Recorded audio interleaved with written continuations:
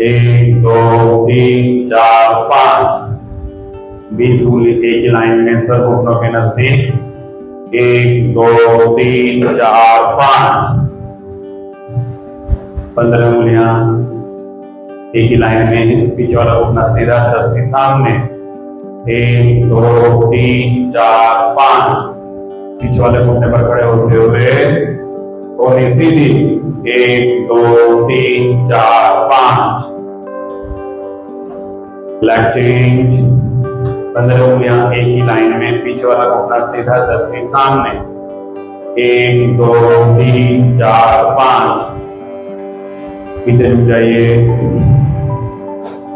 एक दो तीन चार पांच। भुजंगासन। एक दो तीन चार पांच। शशकासन। एक दो तीन चार पांच। अपनी एडी पर बैठे इस लाइन में सबसे आगे, इस लाइन में। एक दो तीन चार पांच। हथेली सामने, दृष्टि नीचे। एक दो तीन चार पांच।